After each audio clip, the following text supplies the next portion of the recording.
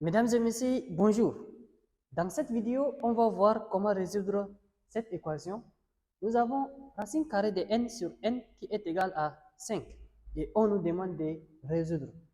Alors ici, la première chose à faire, j'ai besoin de poser la condition d'existence.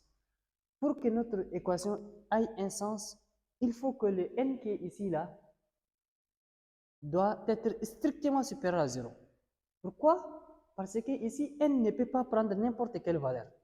Si, par exemple, je donne à n 0, n égale à 0, la racine carrée de 0 sur 0.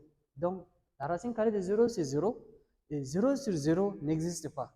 Donc, n ne peut pas prendre la valeur de 0. Donnons par exemple, n est égal à moins 2. Si je remplace n égale à par moins 2, la racine carrée de moins 2 sur moins 2. Moins 2 au dénominateur, ça ne cause pas de problème. Mais le moins 2, la racine carrée de moins 2 n'existe pas. Parce que la racine carrée des nombres négatifs n'existe jamais. Pour cela, notre n là ne peut pas prendre n'importe quelle valeur, et raison pour laquelle on va d'abord poser les conditions d'existence afin de déterminer notre domaine de définition et afin de pouvoir résoudre notre équation. Alors, c'est parti.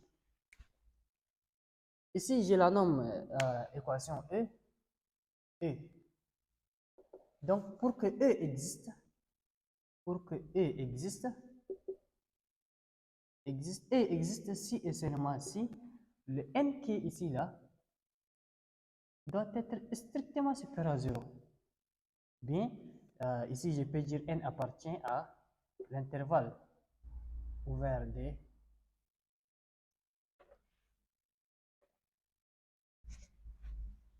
ici je peux dire n appartient à l'intervalle ouvert de 0 à plus l'infini.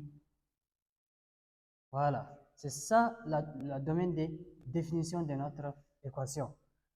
C'est maintenant qu'on va passer à la résolution. Donc ici, je vais reproduire d'abord notre équation. Donc racine carrée de n sur n qui est égal à 5. Vous savez, le 5, c'est comme s'il y a un dénominateur 1. Donc on va faire le produit des moyens égal à produit des extrêmes.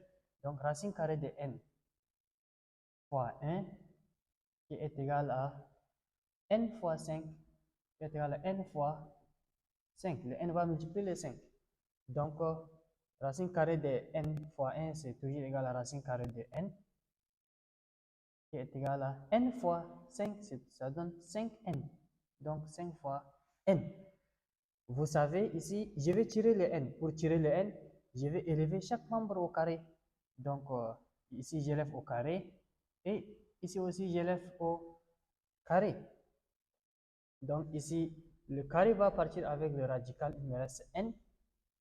N est égal à 5n le tout au carré. 5 fois 5 au carré, c'est 5 fois 5 qui donne 25. Donc 25 et n au carré. Voilà. Ici, quand tu as a égale à b, c'est aussi b est égal à a. Donc ici, le n est égal à 25, n au carré, c'est aussi 25, n au carré qui est égal à n. Donc 25 n au carré qui est égal à n. Bien, ici, le n va venir de ce côté, donc ça sera négatif. Donc 25n au carré moins n, ça qui est égal à 0. Bien, maintenant, donc 25n au carré, je vais décomposer. Donc 25n au carré, c'est aussi égal à 25 fois n fois n. N au carré, c'est n fois n. Donc moins n, c'est aussi moins n fois 1 qui est égal à 0. J'ai deux termes. Leur facteur commun, c'est n et n. Donc, je prends n en facteur. Voilà, n en facteur. Ici, il me reste 25. 25 fois n. Et ici, il me reste n. Ce que j'ai souligné là, je ne vais pas prendre mais ce qui n'est pas souligné que je vais prendre. Donc ici, il me reste n.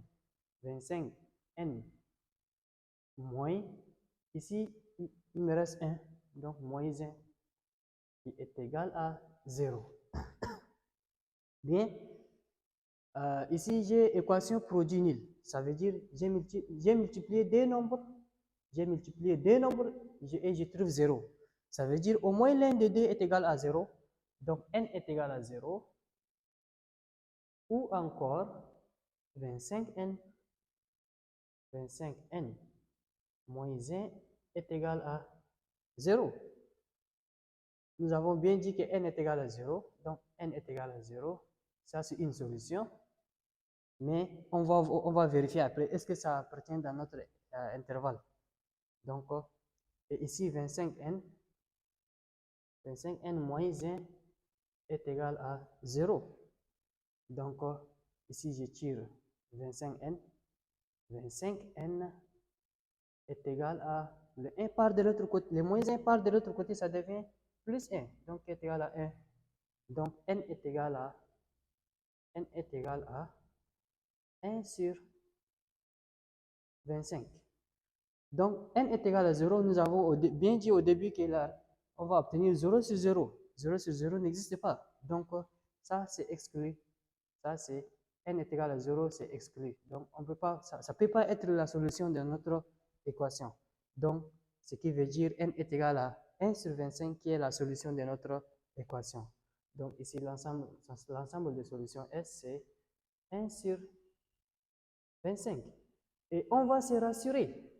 On va se rassurer que 1 sur 25 appartient bel et bien à l'intervalle 0 à plus l'infini. Si on divise 1 par 25, ça appartient bel et bien à l'intervalle ouvert de 0 à plus l'infini. Et voilà, on a résolu notre équation. Merci.